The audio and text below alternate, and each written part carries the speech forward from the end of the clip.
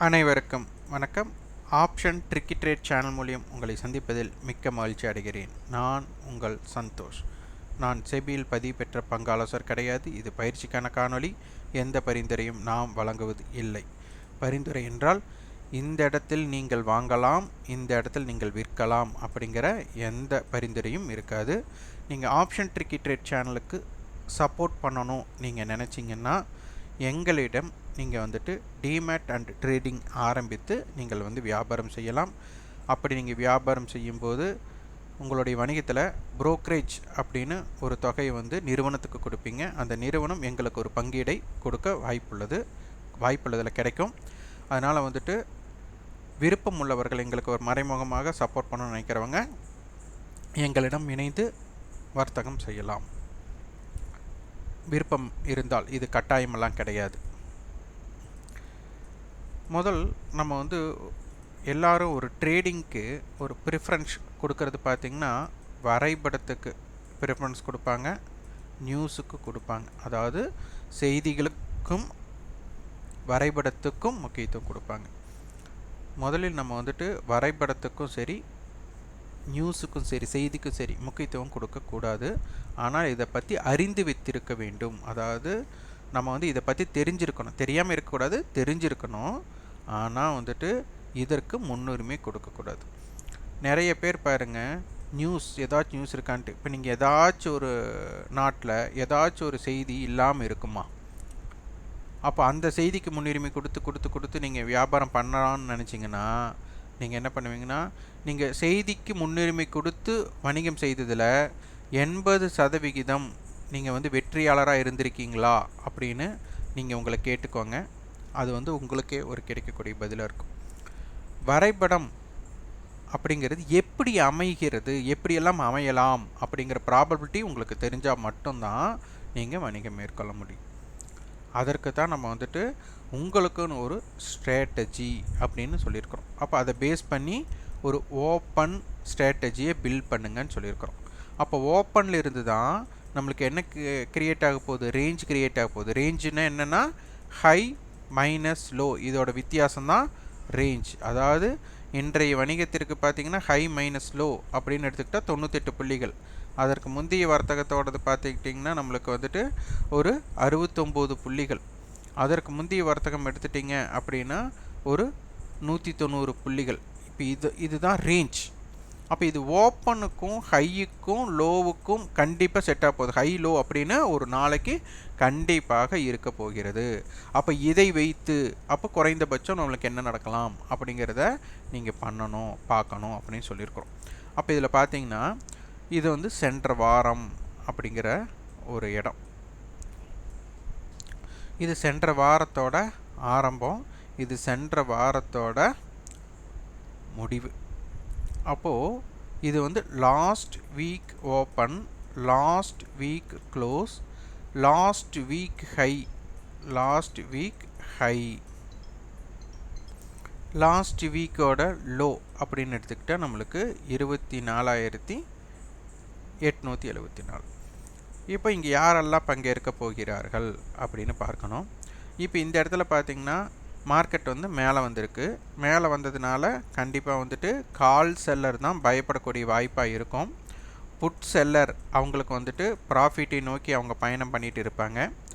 இங்கே யாருக்கெல்லாம் நம்மளுக்கு வந்துட்டு ஆப்ஷன், அதாவது கால் செல்லருக்கு வந்துட்டு லாஸ் இருக்கும். ஏன்னா மார்க்கெட் மேலேயே வந்துட்டு இருக்காங்க. அப்போ எந்த இடத்துல அவங்க செல் பண்ணாங்க நம்மளுக்கு தெரியாது, யார் எந்தெந்த இடத்துல வியாபாரம் பண்ணாங்க நம்மளுக்கு தெரியாது. இருந்தாலும் மார்க்கெட் மேலே நோக்கி பயணம் நடந்துட்டு இருக்கும்போது கால் செல்லர் எங்கே கீழே ரொம்ப லோயர் பாயிண்ட்லலாம் செல் அடிச்சிருந்தால் அவங்க லாஸில் தான் இருக்கிறதுக்கு வாய்ப்புகள் இருக்கும். அப்போ புட் செல்லர் வந்து என்ன பண்ணுவாங்கன்னா ப்ராஃபிட்டில் இருப்பாங்க. அதே மாதிரி கால் பையர் வந்து ப்ராஃபிட்டில் இருப்பாங்க. ஆனால் அவங்க ரொம்ப ஹை ரேட்டில் பண்ணாங்களா லோ ரேட்டில் பண்ணாங்களான்னு தெரியாது. லோ ரேட்டில் பண்ணவங்க ப்ராஃபிட்டில் இருப்பாங்க மார்க்கெட் மேலே வரும்போது.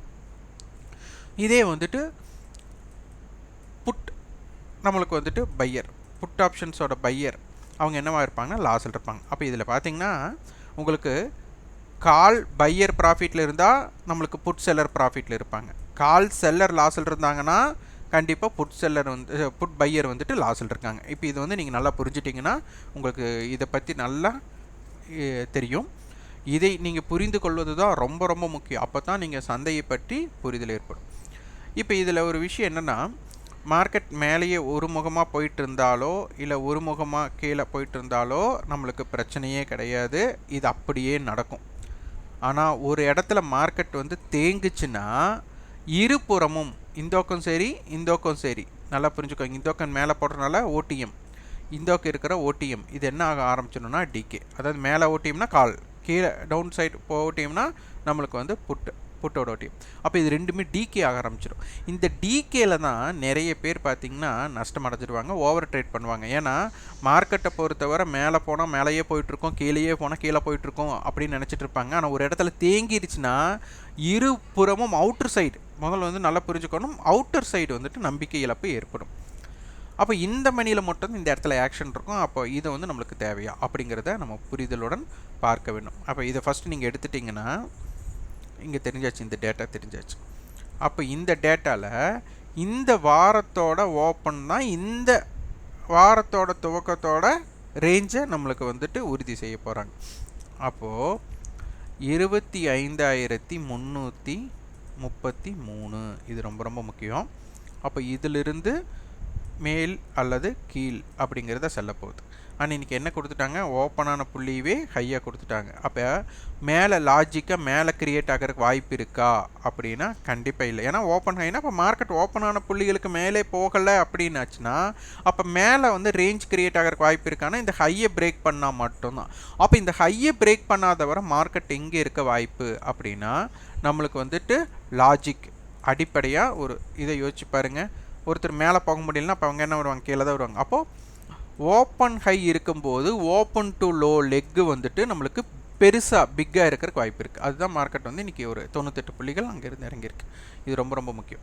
இப்படி இறங்கியிருந்தாலும் இன்றைய லோ அப்படிங்கிறது லாஸ்ட் வீக்கோட க்ளோஸாக இருக்குது.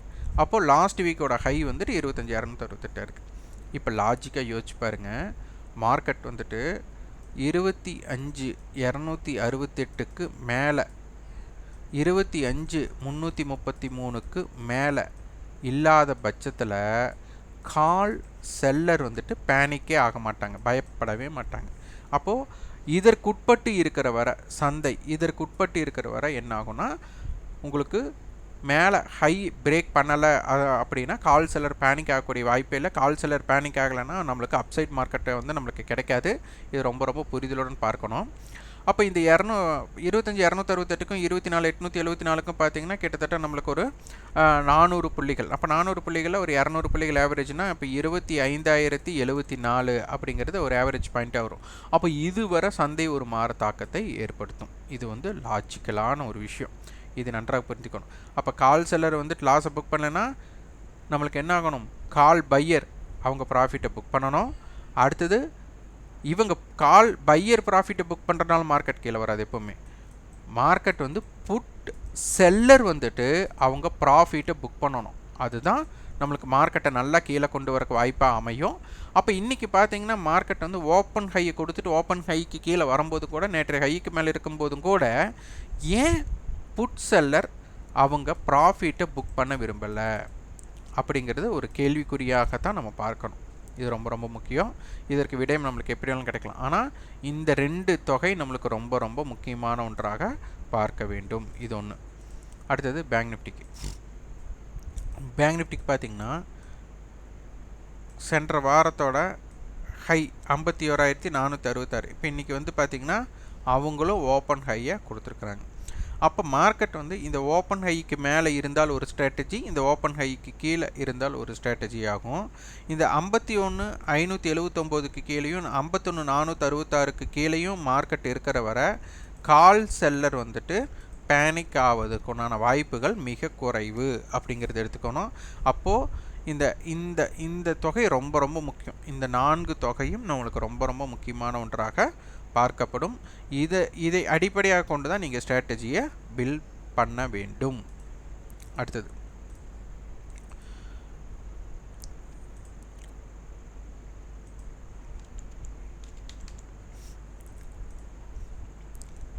நீங்கள் எப்படி நியூஸை பார்த்தாலும் சரி, அந்த நியூஸ் இருந்தாலும் இந்த ஸ்ட்ராட்டஜி இல்லாமல் நீங்கள் இந்த மாதிரி strategy open based weekly high இதை வந்து நீங்கள் பண்ணும்போது இதை கடக்காமல் கண்டிப்பாக மார்க்கெட் மூவ்மெண்ட் ஆகாது. இது நீங்கள் புரிஞ்சிட்டிங்கன்னா அப்போ நியூஸ் நம்மளுக்கு தேவையில்லை, என்ன நியூஸாக இருந்தால் என்ன. ஆனால் இங்கே அதற்கு உண்டான தாக்கம் இருக்கா? அப்போ தாக்கம் இருக்குது அப்படின்னா அது ஒன்று, தாக்கம் இல்லைன்னா அதற்கு உண்டான அர்த்தத்தை நீங்கள் எடுக்கணும். இங்கே தான் நல்லா புரிந்து கொள்ள வேண்டிய கட்டாயத்திற்கு எல்லோரும் இருக்குங்க. கடந்த காணொலி நம்மளது பார்த்துருந்தீங்கன்னா ப்ரீமியம் அதிகரித்துள்ளது, இது எதனை குறிக்கிறது அப்படின்னு நம்ம கொடுத்துருந்தோம். அப்போ பாருங்கள், இன்றைக்கி மார்க்கெட் வந்து 42 புள்ளிகள் ஏற்றம், அதே 40 புள்ளிகள் வந்து அவங்க வீழ்ச்சி. நல்லா புரிஞ்சுக்கோங்க, ஃப்யூச்சர் வந்து இறங்கியிருக்காங்க. அப்போ ஸ்பாட் வந்து ஏறி இருக்குது, ஃப்யூச்சர் வந்து இறங்கியிருக்கு. இதோட முரண்பாடு யாருக்கெல்லாம் தெரிஞ்சிருந்ததோ இன்றைக்கி பார்த்தீங்கன்னா மார்க்கெட் நல்ல கேப் அப் ஆகிருக்கான் அப்படின்னு எல்லோரும் நினைப்பீங்க. ஆனால் கேப் அப் ஆனதுமே என்ன பண்ணிட்டாங்க, ஸ்பாட்டுக்கும் ஃப்யூச்சருக்கும் உண்டான டிஃப்ரென்ஸை வந்துட்டு கட் பண்ணிட்டாங்க. அப்போ இதனால் என்ன ஆயிடுச்சுன்னா கால் ஆப்ஷன்ஸ் வந்து டிகே ஆயிடுச்சு. நிறைய பேர் வந்துட்டு மார்க்கெட் ஏறி இருக்குது, கால் ஆப்ஷன் ஏறல, நம்மளை ஏமாற்றிட்டாங்க, நம்மளை வந்துட்டு ஏமாற்று பொருளாக பண்ணிட்டாங்க, மார்க்கெட்னால ஏமாத்துறது அப்படின்னு சொல்லுவோம். ஆனால் இதை நம்ம சொல்லியிருக்கிறோம், ஆப்ஷன்ஸ் பிரீமியத்தோட வேலை வந்து நம்மளுக்கு ஃப்யூச்சரை அடிப்படையாக கொண்டு இயங்குகிறது அப்படின்னு நம்ம சொல்லியாச்சு. அப்போது அதற்கு தகுந்த மாதிரி பார்க்கணும். அப்போ பார்த்தீங்கன்னா அங்கேயும் நம்மளுக்கு வந்துட்டு டிகே இருக்குது. அப்போது நீங்கள் நினச்சி பாருங்கள், ஆப்ஷன்ஸோட ப்ரீமியம் என்ன இருக்கும், மார்க்கெட் வந்து ப்ரீவியஸ் க்ளோஸ் கட் ஆகிறதுக்கு முன்னாடியே ஸ்பாட் மார்க்கெட் கட் ஆகாமையே நம்மளுக்கு என்ன ஆயிடுச்சு, ஃப்யூச்சர் கட் ஆனதுனாலே ப்ரீவியஸ் க்ளோஸ்க்கு கீழே வந்துட்டாங்க.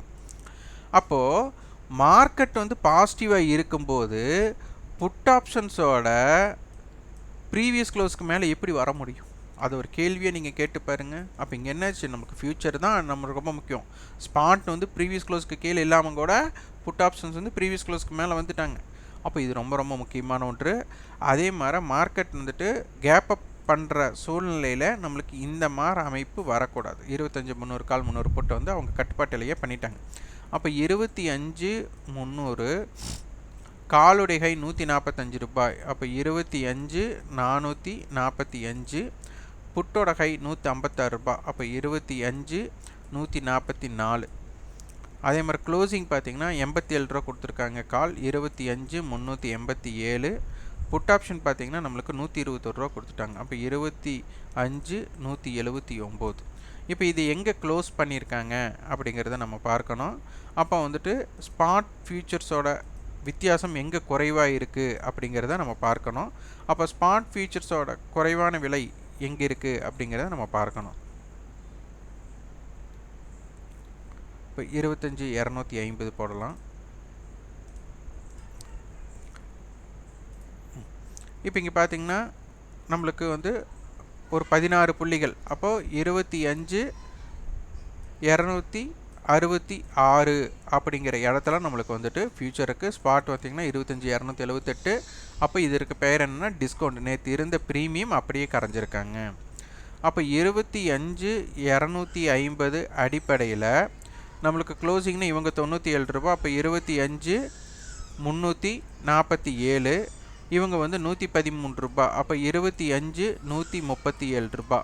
ஹை பார்த்தா இவங்க 129. அப்போ 129 புட் ஆப்ஷன்ஸ்னால் நம்ம 330ன்னு வச்சுட்டாலும் கூட 25-130. இவங்களோட ஹை 177 அப்படின்னா 25-427. அப்போ இதனை நீங்கள் வச்சு பார்க்கணும். அப்போ 25,250 கால் புட்டோட கட்டுப்பாட்டு எல்லையாக இருக்க போகிறது. இம்ப்ளைடு வாலட்டிலிட்டி நம்ம பார்க்கணும், எப்படி இருக்குன்னு பார்க்கணும். 10 இருந்தாங்க, இப்போ வந்து அது இன்னும் சற்று வந்துட்டு கால் சைடு 9 ஆகும், புட் சைடு வந்துட்டு 13 மாறி இருக்குது. இதை கொஞ்சம் பார்க்கணும். இது வந்து ஒரு இம்பேலன்ஸ்டாக நம்ம கிரியேட் ஆகிருக்கு. இதில் வந்து ஏதேனும் தாக்கம் நம்மளுக்கு ஏற்படக்கூடிய வாய்ப்புகள் இருக்கலாம். இப்போ என்னென்னா புட் ஆப்ஷன்ஸ் வந்து ஒரு பலத்தை உருவாக்கியவர்கள் போட்டு தோன்றுகிறது. அப்போ இவங்க தோன்றும் போது இவங்க பலம் பெறணும். அப்போ இவங்க பலம் பெறவில்லை என்றால் கால் சைடு டிகே பண்ணிவிட்டு திருப்பி கால் சைடுக்கு ஒரு இம்பேக்ட் கொடுக்கக்கூடிய வாய்ப்பாக மாற்றலாம். அப்படி இல்லாமல் புட் சைடு வந்து அதை அப்படியே தாக்கமாக ஏற்படுத்திட்டாங்கன்னா சந்தையை இறங்கு முகமாக மாற்றக்கூடிய சக்தியும் இருக்கலாம்.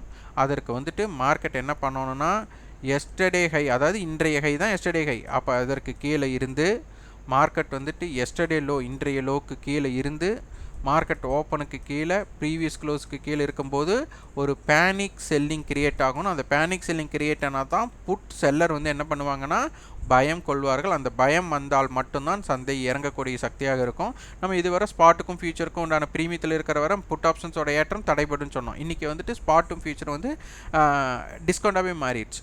அப்போ இதனுடைய தாக்கம் எப்படி இருக்குது அப்படிங்கிறதை நீங்கள் உற்று கவனிக்க வேண்டும். இந்த லெவல்ஸை நீங்கள் எடுத்து பாருங்கள்.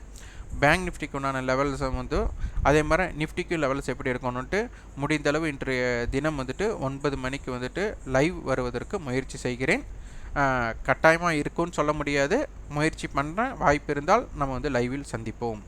இந்த காணொலி உங்களுக்கு பயனுள்ளதாக இருந்தால் லைக் பண்ணுங்கள், ஷேர் பண்ணுங்கள், சப்ஸ்கிரைப் பண்ணுங்கள். கண்டிப்பாக உங்கள் ஃபீட்பேக்கை கமெண்ட் பாக்ஸில் பதிவு பண்ணுங்கள். நன்றி, வணக்கம்.